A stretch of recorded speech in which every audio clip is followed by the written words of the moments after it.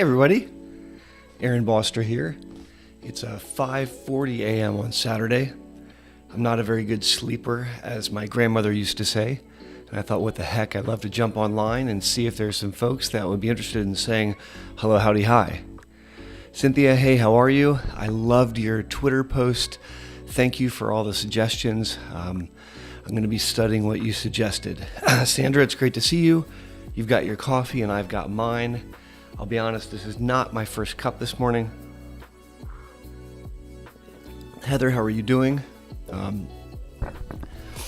lot of great people online. There's 28 of you. That is so amazing. Liz is here wishing us a good morning and a good live stream. You know, last Wednesday, I did my monthly live stream that I've become very fond of doing, and I had everything in my dining room completely set up. I've got 2 lights and a mic and 3 cameras and a bunch of stuff is all moved around. So I thought, what the heck, before I break it all down this morning, I wanted to turn it back on and use it one more time. So I'm delighted that you guys have joined me for a little chit chat early in the morning. Let's see, David's got water, not much coffee drinker. That's okay, David. I'll drink the coffee for you. Sometimes I go to bed at night and I wake up. I go to bed thinking when I wake up I get to have coffee, and that's awesome. So we've got folks from South Africa here. That's amazing. That's certainly on my bucket list. As you jump online, make sure you tell me where you're coming in from. I absolutely love watching this growing global online community get bigger and bigger. Angie says it's 8:40 p.m. That's in the future probably, wherever you are. So hello in the future. So my name's Aaron Boster, MS neurologist here in sunny Columbus, Ohio. Not very sunny this winter. Weather's starting to get better. Love to entertain your questions. Let's do an Ask Me Anything MS. Ask Me Anything MS. Kim is from Pennsylvania. We've got someone on from India. That's amazing. Wow, Connecticut is represented. Georgia's in the house. We've got folks in Mansfield, of course, loving that. Birmingham, UK. That's really cool. So if you have a question about multiple sclerosis, if you have a question about MS and COVID, stuff that's been on my mind recently as a practicing MS doctor, let me know what your questions are. Portugal, it's 10 a.m. Portugal's an amazing, amazing country. I've had such a good time traveling through Portugal. Australia is represented in the house. If you see the camera shaking, my giant dog is under the table and she's scratching. So I see Angie, that's awesome. Courtney's had MS for 23 years, 44 years old. So David has maybe the first question, but it got cut off. So Cynthia says that you're working on the video. Thank you. I appreciate it. And she says it's not her first cup either. So SM McBee writes from Sydney, Australia, stating, starting Ocrevus on Monday, do I have to be more careful from keeping away from crowds and away from COVID? I'm triple vaxxed. So let me answer that question, and I'll summarize the question. Ocrevus, COVID risk. So if I summarize your question, just so it shows up on the screen, really asking a very good question about risk of COVID and other concerns after you receive your Ocrevus infusion. So when you get Ocrevus infused into your arm, it identifies adult B cells and kills them, and so it knocks them out to play. So that is a form of immunosuppression. It suppresses a sliver of your immune response. And in a non-COVID world, when we tested the drug in the clinical trials, we found that increased your risk of an upper respiratory tract infection about 6 or 7% more than Rebif. And we saw rarely that you could see like a shingles outbreak. And the recommendations were not very cumbersome for managing after you gave an infusion. And generally speaking, I wasn't very concerned. So as long as you weren't, subjecting yourself to being in a sick ward ICU where you were really come in contact without universal precautions or something crazy like that. Basically, you live your very best life, and I wasn't too worried about infection. And if someone had recurrent bronchitis, which was very rare, well, then we would take them off that drug, but that almost never happened. Now, the situation with COVID is a little different because if you have a vaccine against COVID and then you start Ocrevus, kind of like we're described in this question, no harm, no foul. Because once you have the vaccine, you build plasma cells which make antibodies against COVID, and those keep going. And when you take Ocrevus, that doesn't stop. That Ocrevus does not interfere with that. So the timing is super, super important. Ideally, you want to be vaccinated before starting Ocrevus, just like the person in this question. And in that scenario, we're not going to interfere with the vaccine, and we're not going to interfere with boosters. The difficult situation is when it's flipped around and you've been on Ocrevus since 2017, 2018, and now you get a COVID vaccine booster and it doesn't fully work. It doesn't fully work because we've blocked the production of plasma cells, and so you're not making as many antibodies. In that scenario, it's more challenging because if you just stop the Ocrevus, you may have to wait upwards of a year before you make more B cells, and I don't think that's really keen. So in those situations, we've done things like sought out Evosheld and take other precautions. That's a great question. Thank you for asking it. Excellent question for before 6 a.m. Now, here's a question from Christian who writes, has there been any studies for young people below 40 who've started high-efficacy medicines and their long-term disability, EDSS, starting Tysabri or Ocrevus? So that's an excellent question, Christian. And the answer is not a nice answer because no, there isn't a lot of long-term studies looking at young people taking highly effective medicines. Now, there are very few medicines that are actually FDA approved for people under 18 with MS. So the interferons have been approved. We can use glatiramer in children. That's Copaxone. We've approved in the United States Gilenya in children. I'm currently actively enrolling for a trial for children with MS studying Ocrevus, which I consider to be a highly effective disease-modifying therapy, against Gilenya, which is a really good pill. And so that's a trial that we're very, very eager to enroll. We don't have any children signed up yet, but that's an investigation trying to answer that question. What happens when we're looking between a medium efficacy pill and a high efficacy infusion, and could we prove that the high efficacy infusion is safe, Ocrevus? Because Ocrevus is not approved in children. So there's definitely work to be done. Now, that stated, anecdotally, we use Ocrevus, we use Tysabri. I have used Limtrada in one child, and so it can be done. But you're right that we definitely need more research to flush that out. Hypothetically, if you approached the disease using a highly effective medicine in someone very, very early on, you may really change the trajectory of the disease quite substantially. So I would very be keen on doing that. That's an excellent question. Thank you for asking it.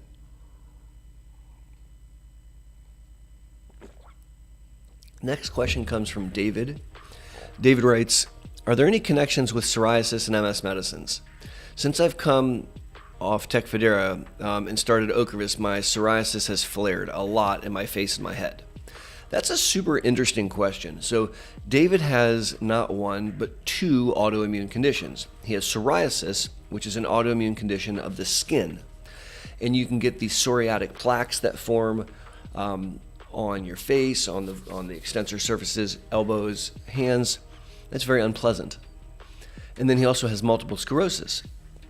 And he was on a medicine called dimethyl fumarate, or Tecfidera, for MS. Turns out that Tecfidera treats psoriasis.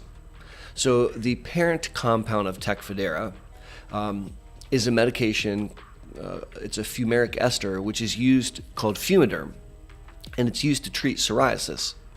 And so, interestingly, dimethyl fumarate, which is Tecfidera, or for that matter, Vumerity, monomethyl diroxymal fumarate, those drugs treat psoriasis. So as it turns out, you were on a medicine that was treating both your autoimmune diseases. The Tecfidera was treating the psoriasis and treating the MS.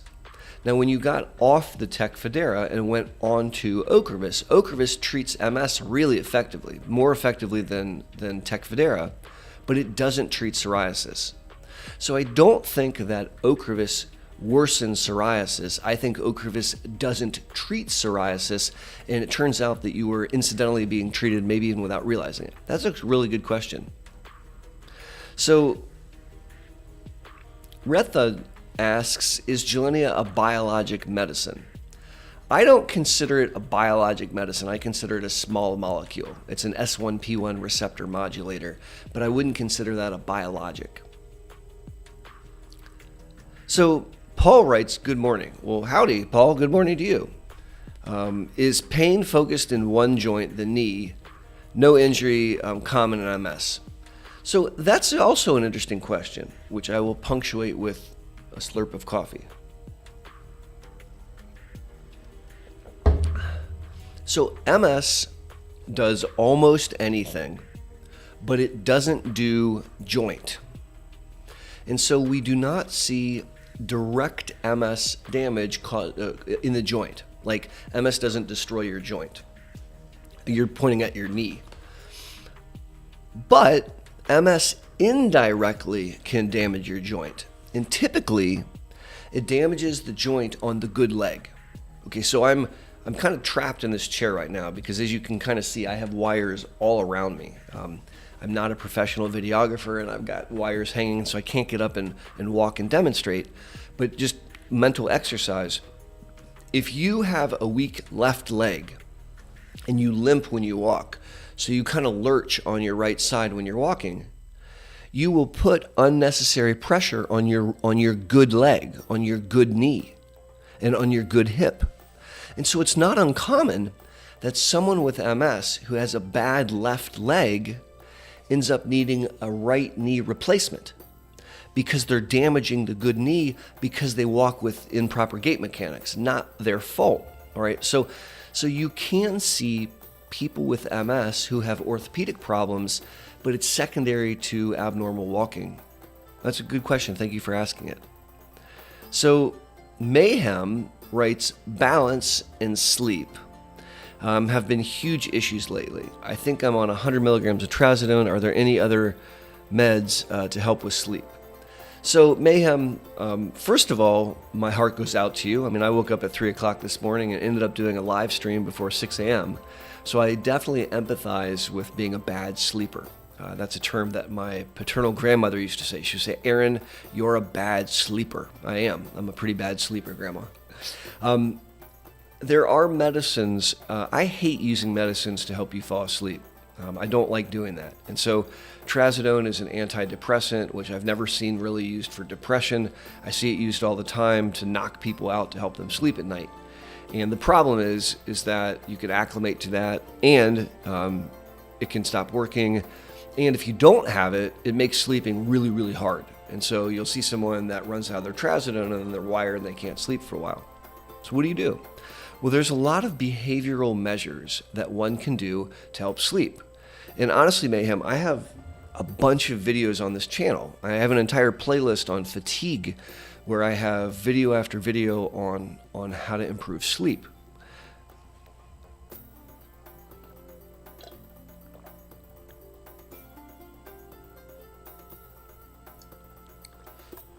A little dehydrated this morning. So I would counsel you to look into behavioral measures to help sleep. When are you last eating your last meal? When are you last consuming fluids? When are you last drinking alcohol and caffeine? What is your exercise regimen during the day? How many naps are you taking for how long? What is the temperature of your bedroom? How light is it in your bedroom? How many interruptions do you have at night? How many times are you waking up to go to the bathroom? All of these factors matter. And so if you would please look at my videos on the topic, I would really like you to become familiar with some of the behavioral concepts. As far as a medicine to help you sleep, honestly, my fave is over-the-counter melatonin. 10 milligrams of melatonin helps a lot of people have a very, very natural sleep. And the reason I like it is you can wake up and you're not impaired. So there's no cog fog or confusion if you have to wake up and help your kids or what have you. So good luck and good question. Thank you. So Saidi says, good morning from Reynoldsburg, Ohio. Good to see you. How are you? Let's see what else is here. Looking for other questions. Here's a question from Kelly Williams. Can facial pain, mouth sensitivity, and mouth pain be from MS? Absolutely it can. So MS can kind of do anything in the nervous system, brain, spinal cord. And your brain certainly controls the sensation of your mouth and the way that your mouth moves. And if you have damage to the parts of the brain that control the sensation, or the wires, the nerves that control sensation, you absolutely can have very significant facial pain. Trigeminal neuralgia is a horrible kind of facial pain that people with MS are 14 times more likely to experience. So Ms. Taylor says, loving this view. Oh, well, thank you. Thank you very much. I'm a novice when it comes to all this interweb stuff, and live streaming is no exception. I try to watch YouTube videos and learn how to do live streams. And one of the things it said to do was to have different scenes. So I'm trying to have different scenes. This is maybe one of the least favorite scenes. Typically, people do not like my Snapchat filters, but it makes me sad because they're super fun. So it's just kind of a fun time to goof around with Snapchat filters. Maybe you guys will let me get away with a cool kid Snapchat filter for a little bit. I'm going to leave that up until someone gives me a hard time. All right. So Lucy writes a question. Could you please talk about MS and hormones? How big of an impact is hormonal imbalance? And can it be treated? That's a really good question. So let me just summarize it because the question doesn't fully pop up. MS and hormones. And we'll throw that in the chat right there. Haha. So the question is about MS and hormones, and I'm using my cool kid glasses to answer your question. Maybe that's hard to look at, so let me turn that off. All right. So there are lots of different hormones in the body, and a hormone is defined as a chemical substance that's released in your body and acts at a different part in your body, all right? So, for example, estrogen and progesterone are female sex hormones that are produced in the ovaries, and they float around the human body and have lots of different effects. And they do have an impact on your immune system, and they most certainly have an impact on MS. Now, what we find, unfortunately, is that at each shift in your hormones, female sex hormones, there's an uptick of disease activity, or at least there could be. So we see an increase in the incidence of MS at the time of puberty, and that's not an exception. There's a reason for that. We have elevating sex hormones.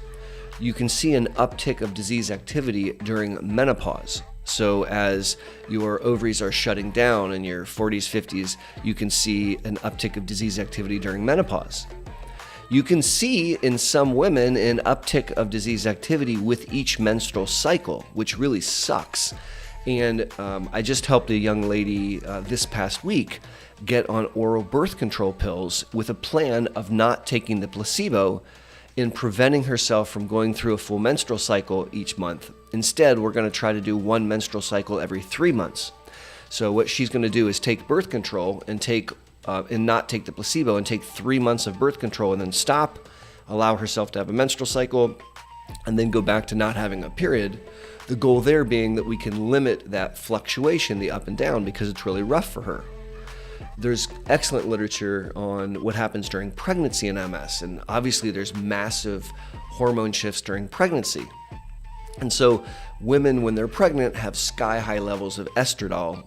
Estradiol is a sex hormone, estrogen, which protects the fetus from your immune system. Otherwise, your immune system would identify the fetus as being part foreign DNA and do away with it, which is counterpoint to the goal of a pregnancy. So hormones play a massive role, and what you see during the second and third trimesters of pregnancy is that there isn't as much disease activity. It's quiet. And then when you deliver the baby and then you deliver the placenta, then you see a increase in MS disease activity. So hormones absolutely play a role. There was a really cool clinical trial sponsored by the NIH years ago, like 2006-ish, somewhere around there, which looked at using estrogen in addition to Copaxone to slow down MS in women. And that trial didn't really pan out, which is unfortunate. But hormones do play a role. Absolutely they do. Good question. So Cy-D asks, what can you tell us about the FDA-approved preventative COVID-19 Evosheld? So Evosheld, there's no I in it. So the drug is Evosheld. Evosheld is it's not a vaccine. It's not a booster. It's a medicine. It's actually 2 monoclonal antibodies in a kind of a depot preparation. And you take these injection, and then for the next 6 months, you have these drugs floating around your body, waiting in case you get COVID so that they can pounce on it. So I have a patient that recently took Evosheld, and I told her it's kind of like she has 2 giant gorillas walking behind her, just waiting for someone to mess with her, and they're going to pounce on them. And so this is a drug that's approved for people who are immunosuppressed. So for example, I, Aaron, am not immunosuppressed, and I would not be eligible, nor should I take Evosheld. And that's true. Just having MS does not mean that you're immunosuppressed. You're not immunosuppressed if you have MS.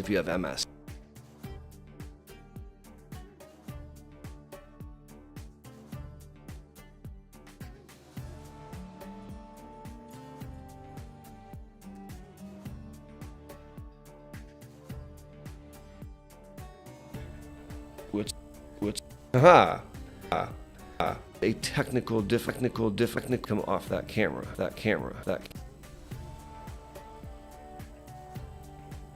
So we've lost a camera, but I have other scenes, so we just won't use that camera anymore. Evosheld is hard to get. I've been having a difficult time sourcing it for my patients. Kathy is in the house and throwing up some flames. You know, it's 6 o'clock in the morning, and there's 59 of you that are so kind to spend the morning with me.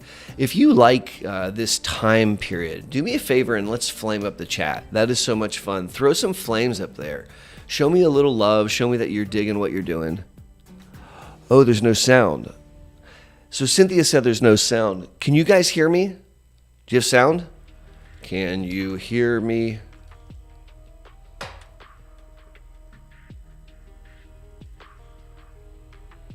All right, so it's tomorrow in Sydney. Just making sure that you guys can hear me. Okay, all right, so you're able to hear me. Excellent. I got worried there for a second. So throw up some flames in the chat for me, okay? Flame up the chat. Let's get some crazy flames going in the chat. Show some love there. Yeah, I love that. That's awesome. Thank you, guys. That's really, really cool. Makes me smile. All right, so we're doing some questions at 6 in the morning. I'm drinking my coffee and waiting for the sun to come up. So let's jump back into some questions. Thank you for the flames, guys. It's so awesome. It also helps the YouTube analytics because it shows that you are engaged and active. The more questions. Hey, Brian Santiago's on. Hey, Brian, hope you're doing well. Hello, Dominic. Hello, everybody. Kelly's in the house representing Jamaica. That's awesome. Jamaica's absolutely amazing. I was at Ocho Rio years and years ago, and it was just heaven. I would love to go back sometime. New Zealand is in the house. Gosh, that's really neat, Ian. That is 100% on my bucket list. Yeah, Cynthia, the coffee is delicious. Absolutely. So Netherlands is in the house. Amsterdam is one of my most favorite cities. A bunch of my friends and I were on a Zoom chat earlier this week, and we all decided that we should all meet up in Amsterdam. And so it's really our hope that we can do that this year.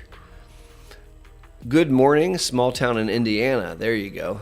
Mayhem is rocking some flames this morning. Thank you, Mayhem. I'm loving that. Kim is in the house. Thank you for making sure you could hear me.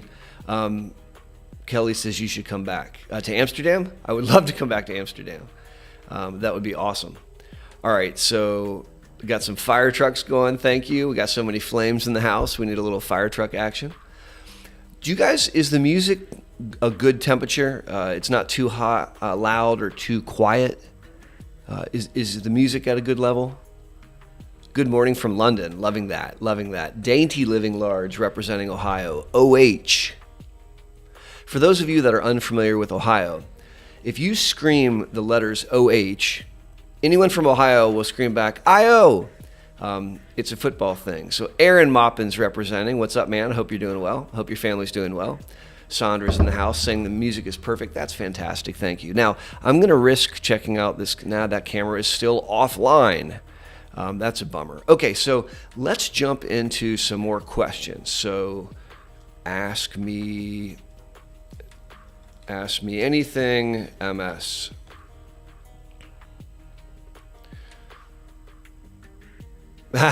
Brian, you're awesome too, man. So this Snapchat filter makes me feel awesome. So here's a question, a very commonly asked question from Martin, who says, weed and MS?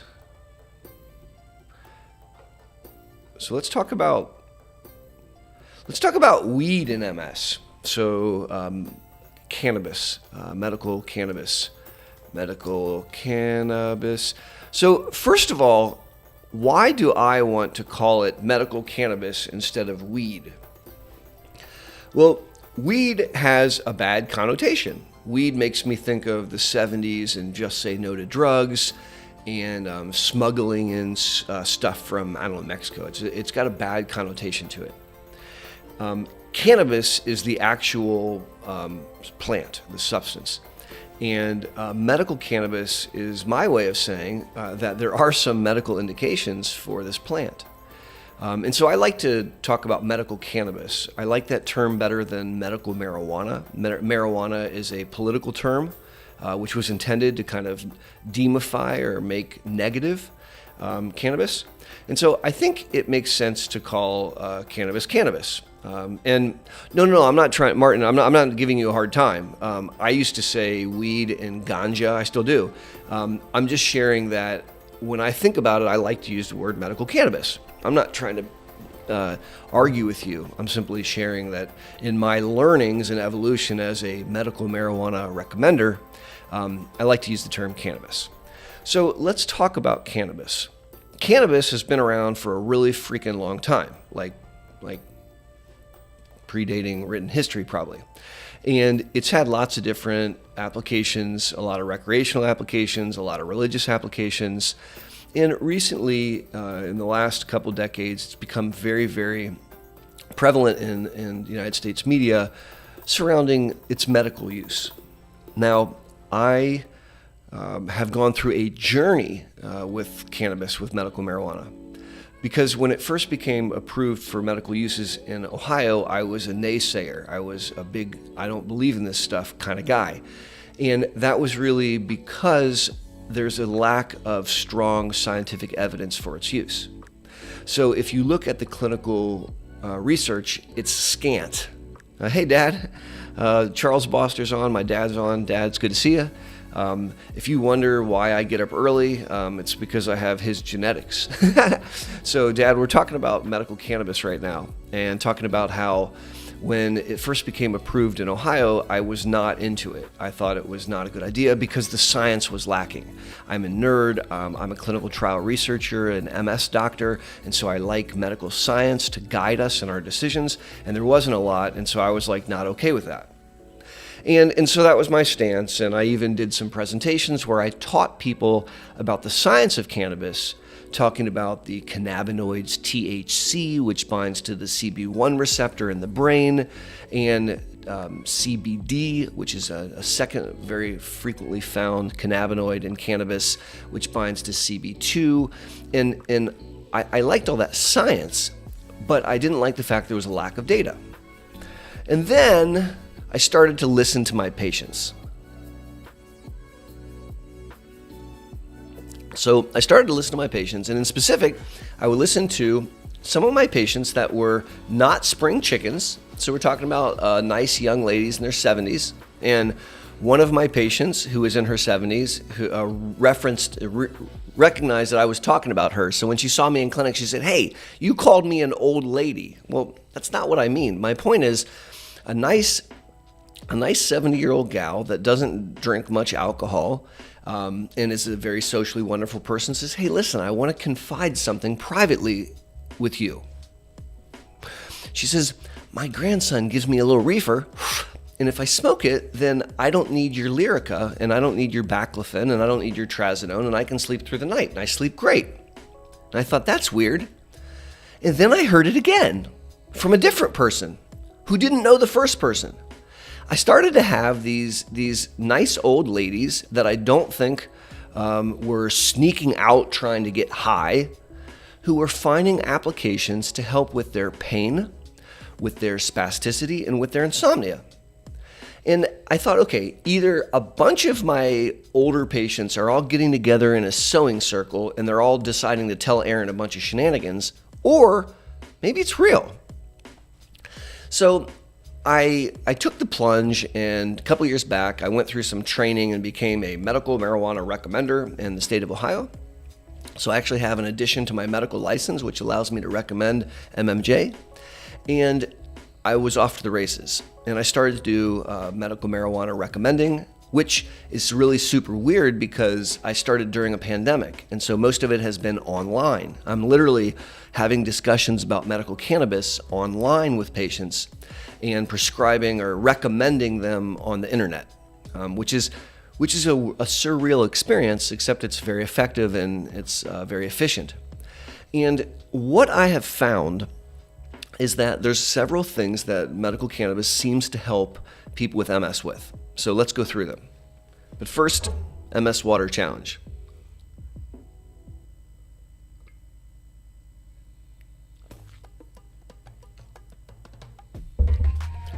So, what are the areas where cannabis can help people with MS?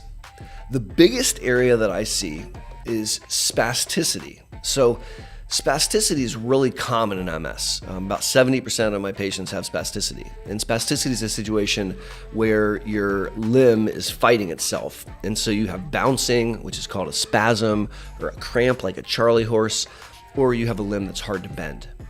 And it can interfere with your ability to sit or stand or move or get in and out of a chair. It can cause serious pain. It can cause joint deformities and joint destruction and decubitus ulcers, and it stinks.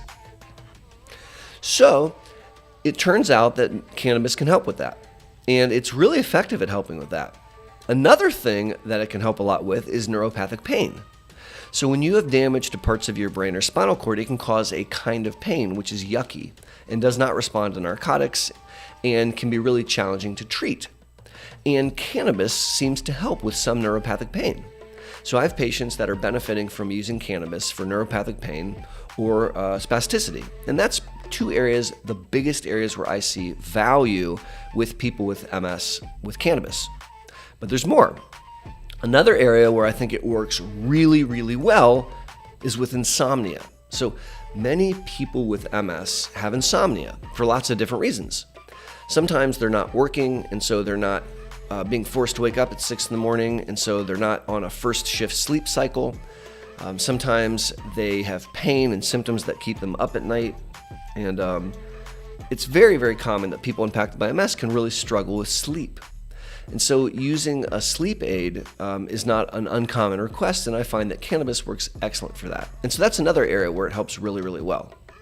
There's a third area where I think cannabis helps a lot, and that's with anxiety.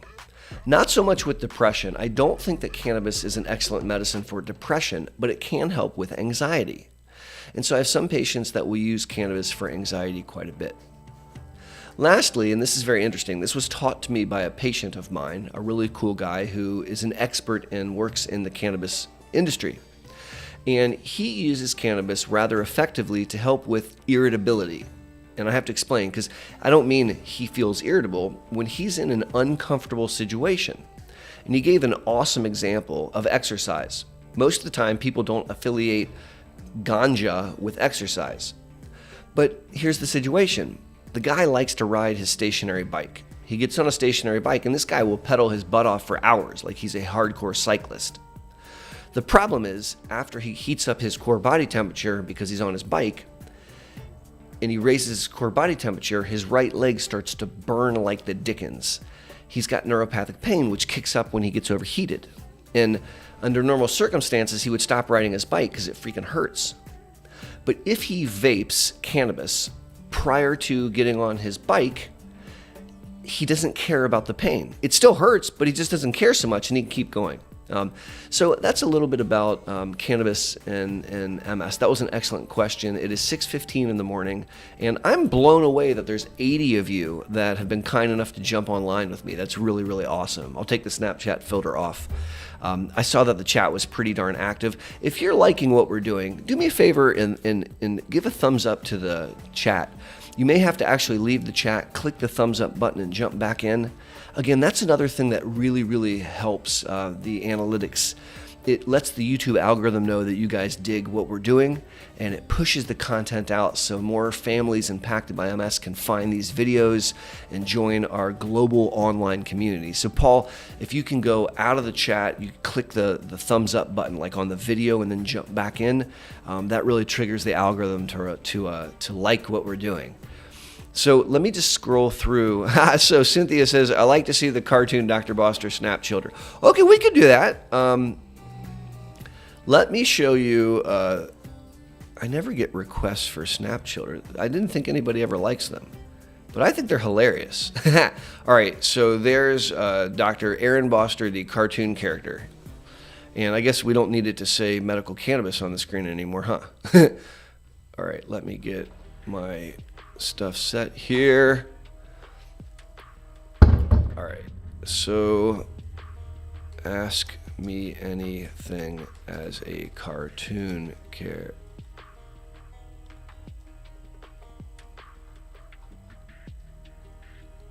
All right, so ask me anything as a cartoon. Deb says it's great.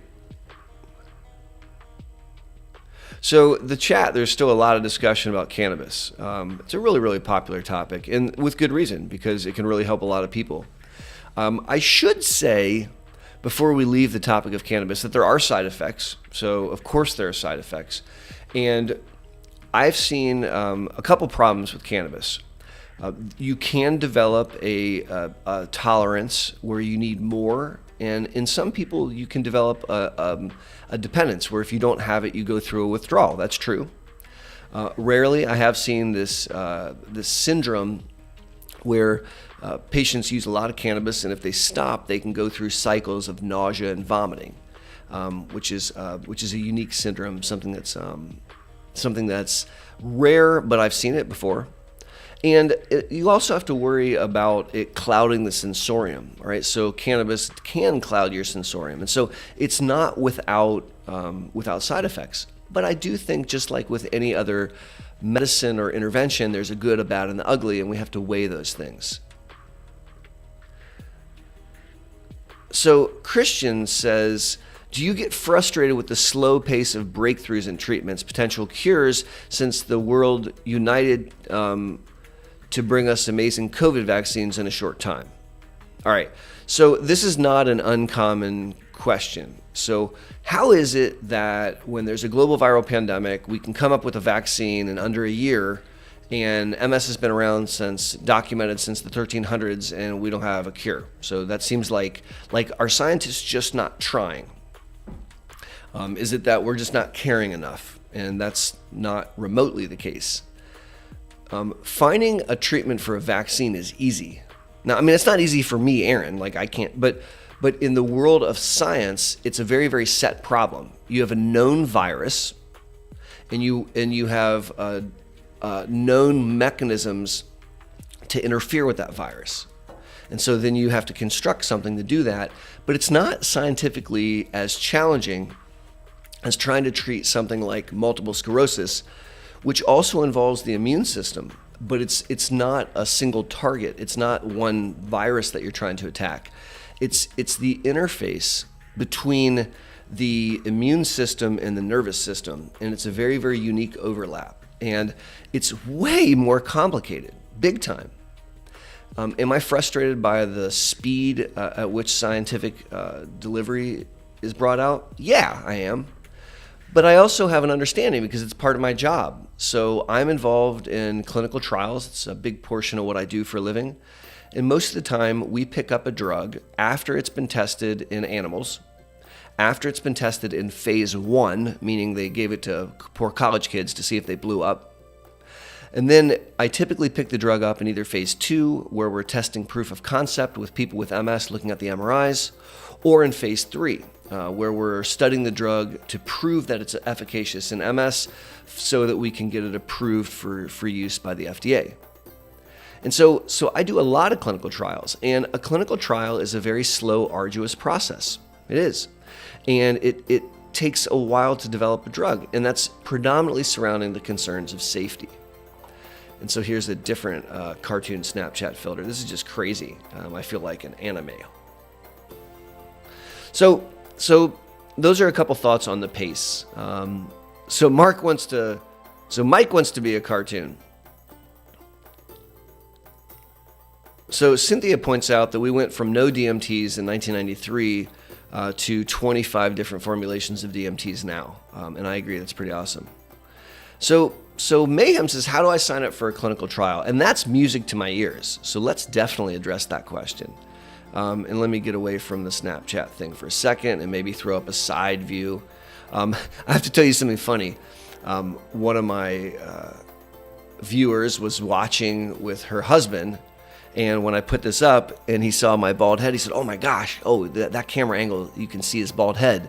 And she said, watch, he's going to comment. And no sooner did she say that, but I leaned forward, I said, hey, look, guys, I'm balding, because I don't care.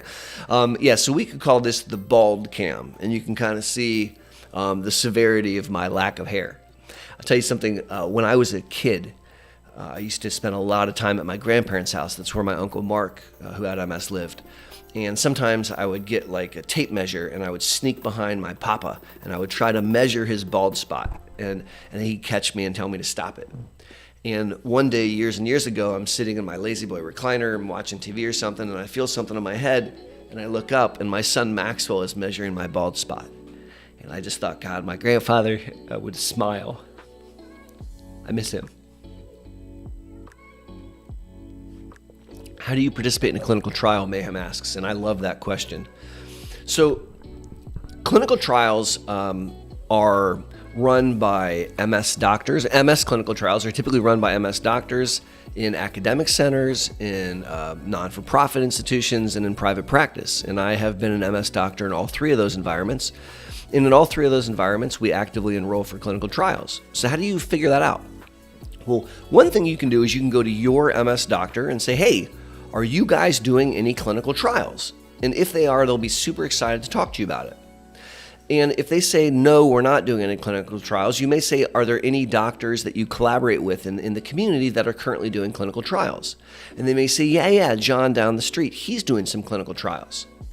You could also call the National MS Society if you're in the United States. Call the National MS Society and they can share with you clinical trials in your area. You can go to clinicaltrials.gov. So I'll type that in the chat. Clinicaltrials.gov. So clinicaltrials.gov is a website which houses all clinical trials that are registered.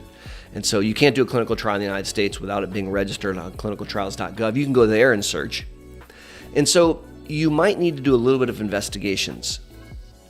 If you talk to one of them, they should be able to sit you down and identify some trials that you might be eligible for. And then you meet with the investigator. So let's give an example of if you were to come to my clinic, we would sit down, we would do a comprehensive history, physical examination, neurological examination, evaluation of laboratories, et cetera, et cetera. And then we would submit you for the clinical trial. You would be screened for the trial, and if you met all the criteria, then you would be in. So Mayhem has a follow-up question. Where did that go? I just saw a really great, there it is. So she asks, how often does Ohio do them often? So yeah. So at the Boster Center for MS, my MS shop, we're doing, gosh, let me count. 1, 2, 3, 4, 5, we're doing 8 clinical trials right now. There's a lot of clinical trials going on. We also have 2 registries that we're enrolling for. And so there's a lot happening at Boster Center for MS. So if you haven't checked out our website, please do, bosterms.com. So this is my website, and you can go there and there's buttons to click for research. You can contact our clinical trial coordinator. If you wanted to reach out to us specifically, info@bosterms.com. That's the website. That's the email address. And you can email us, and if you're interested in a trial, then we would reach out to you. So that was an awesome question. Thanks for asking it. So Stu Against MS is in the house. And so that's question number 3, which makes me think maybe I missed a couple questions. But Stu, let's jump in here. 3, am I too late to use an immune reconstitution therapy such as Mavenclad? I have been diagnosed for almost 17 years. Is it still effective? Absolutely yes. And that's a really good question, Stu. So let me write this down. So Mavenclad, okay, in later MS. That's not exactly the way that you phrased it, but I'm just trying to paraphrase so that it fits into the chat on the screen there. So Mavenclad is a drug. It's a pill. I think it's king of the pills. It's a drug that I've become much more interested in over the course of the pandemic, largely because it doesn't interfere with mounting COVID vaccine responses. And it's a drug that originally you might think would be a good place early in the disease, which is a good place to use it because of the way that it works. It reboots your immune response and shifts your immune system to not attack you so much. And that's a very effective way of doing it. It's also a cool way of doing it because you take 10 pills the first year, 10 pills the second year, and then you don't take any more because it's a reboot. And the question is, what about if I've had MS for a long time? Is it still appropriate to do that? Interestingly, yes. One of my fave places to use Mavenclad is in someone who's over 50. You give me a 65-year-old who has MS and is at risk of having attacks and is at risk of having progression, and they need to switch medicines or what they're on isn't working or what have you. We give them Mavenclad, so they take 5 pills the first month, wait a month, take 5 pills the second month, then they're done for that year. That's the 10 pills the first year. Then in the second year, they do the 5 pills the first month, 5 pills the second month, then they're done for the rest of their life unless they have new disease activity. And what I found is that may be the last time that we need to treat them, because as they age and their immune system quiets down, we have reset the stage for a quiet period of time. It's really very cool. So I love using Mavenclad in that spot. Cynthia's very kind. She says, Dr. B, don't sweat it. There's a bunch of questions. And as all of you know, I go back through the questions. And so if I don't answer your question right now, I will probably answer it in a future live stream. Sometimes I jump on and I just answer a bunch of unanswered questions, or I like to do videos where I'll take out questions that have a theme and I'll answer them. So Dainty Living Large, that's a good name, by the way. Dainty Living Large writes, does anything work against migraines and seizures? Yeah, a lot of medicines. I mean, I bet you I could list 30-some medicines that are very effective at treating seizures and treating migraines and MS. And it turns out that people with MS are more likely to experience a seizure. They're more likely to experience a migraine. And so I end up treating a lot of those. We've been doing a lot of Botox for migraine. That is awesome sauce. We do a lot of monoclonal antibodies, drugs like Vyepti and Amavig to treat migraines. You can also use seizure medicines to treat both seizures and migraines.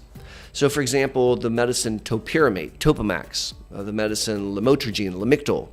Those are medicines that are excellent seizure medicines, and they also control migraines really, really well. So here's a brain donation question. And I think Cynthia had asked earlier. Maybe I saw something quickly. Cynthia says, I'm always missing questions. Yeah, I am. Cynthia, I imagine if I had a team of people helping me do a live stream, that it would be a little bit different. I've done some professional live stream presentations with a team, and they have someone who's manning the questions and feeding me a question. It's awesome. But this is just me and my dog and cat. And they don't help very much. The cat's actually rather intrusive and is the opposite of helpful. But let's talk about brain donation. So, brain donation. Some people are satisfied with receiving treatment for their MS, and that's good enough, which is totally reasonable, because they want to live their life and they don't want MS to make decisions for them. And so be it. But some people, that's not good enough, and they want to stick it to the disease and they want to fight back. And there's a lot of different ways to fight back. One way to fight back is to participate in the National MS Society walk, right? And so walkms.org, walkms.org. This is the National MS Society landing page for this year's MS Society walks. And if you saw my live stream last week, I had some of the National MS Society leader on board to share with you a little bit about that. And that's a way to fight back. And you can attend that and raise money in your community, and that money goes towards research and towards training fellows and embedding social workers in clinics and stuff like that. And that is a true, genuinely awesome way of fighting back. Another way that you can fight back is you could participate in a clinical trial. So you could sign up for a trial at the Boster Center for MS or at an MS clinic near you, and you can donate your own personal body and experience to answering an important MS question about developing a new therapy or a new treatment or a new diagnostic test. And that's a really, really powerful way of fighting back, a very meaningful way at that. There's another way to fight back, and that's to donate your brain upon your death because you're not going to be using it. Now, that is a beautiful gift which isn't thought about very much anymore. Very few people think about donating their brains. And if you want to donate your brain, first of all, that's a beautiful thing. Thank you. Second of all, you have to be very planful, because when you die, you have to extract the brain within a couple hours or it turns into mush. It just kind of melts. You know, it's not a very solid organ. It's kind of like the consistency of like Jell-O. And when you die, it just falls apart. And so you got to get it out of the skull quick and preserve it. Otherwise, you're going to lose it. And so what that means is you need to be planful. Now, how do you go about doing this? What I would do is I would look for the largest academic medical center near you, right? So if you're in Central Ohio, there's a bunch of academic centers. In Columbus, there's the Ohio State University. There's Cincinnati down in Southern Ohio. There's Cleveland hospitals and Cleveland Clinic up north. So there's a lot of different big hospital systems, and they have pathology departments. And you can call them, and you may have to bounce around a bit and say, hey, do you have a brain donation program? And what you want to do is you want to find a brain donation program, and you want to set the stage ahead of time. Tell them that you're interested. And here's the most important point. So if you weren't listening, listen now. You need to make sure that every single member of your family knows that you want to donate your brain. It needs to be very clear. Because when you die, you can't tell the pathology department, come get me, because you're dead. And if your family doesn't know that they only have a couple hours to call the pathology department, they may not do that until the next day or maybe not at all. And so you have to make sure that your loved ones know, look, the moment I die, call this number and have them come collect my brain. Now, donating your brain is such a beautiful, beautiful gesture. I almost don't have words to describe it. But instead, I'm going to tell you about a friend of mine, a really crazy German guy named David Pitt. Dr. David Pitt is at Yale. He's an associate professor there. He's a genius. I love the guy. He and I have joked for a long time that he'll cure MS, and in the meantime, I'm going to take care of the patients. And when he cures MS, he has to remember that he knows me. That's our deal. David is a consummate neurologist and a neuropathologist. He was trained by some of the very best MS neuropathologists in the world. And one of his mentors, who's a very, very famous man, gave David his brain bank. So this is such a important thing. It's 30 brains that people have donated, all brains of MS. And David has them in his lab, and he does research on them. And it's absolutely amazing. Now, if you've never seen 30 brains in containers, it's quite a thing to look at, to see 30 brains floating in fluid. And that's David Pitt at Yale.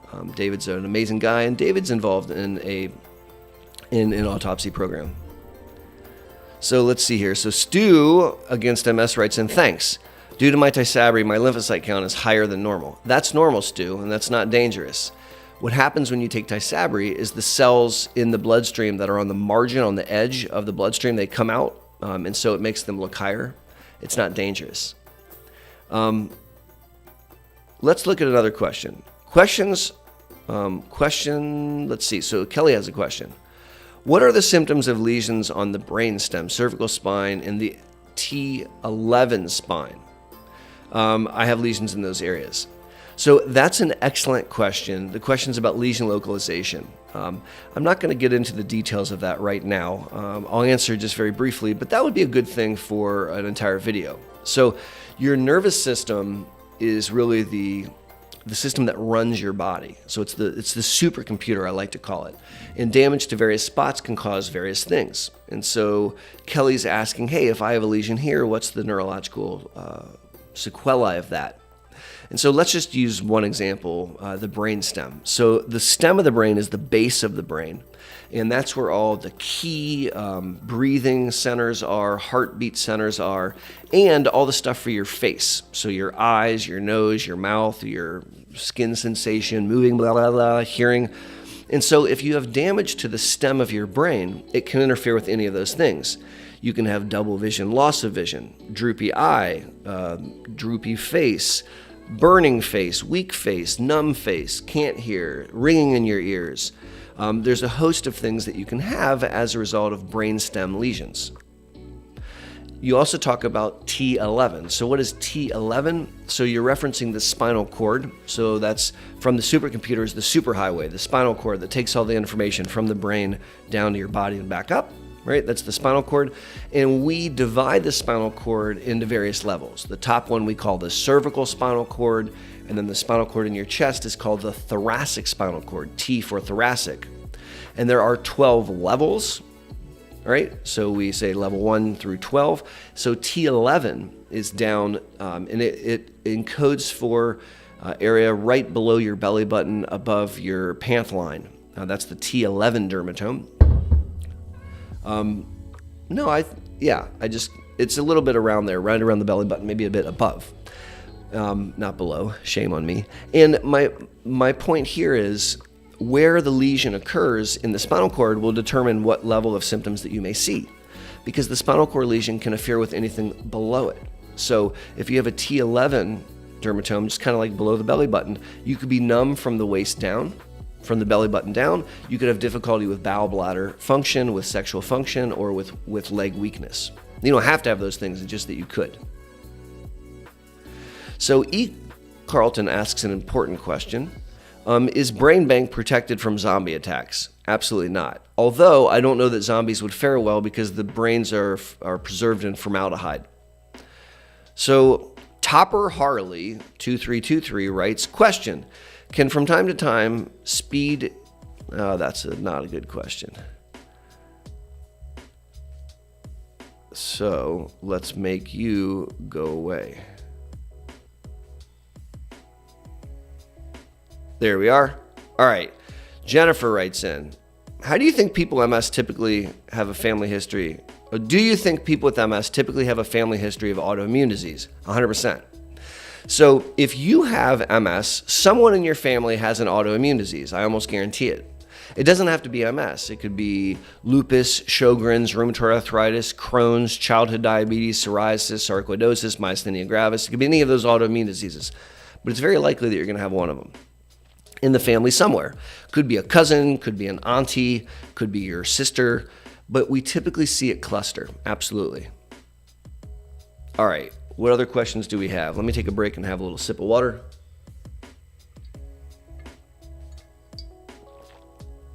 MS Water Challenge. You guys know how that works. When I drink, you drink. A little coffee to chase it down.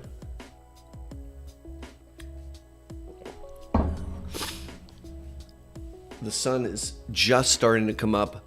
I'm going to wrap up this live stream soon. I'm going to go out by my fire outside. I have an outdoor fireplace.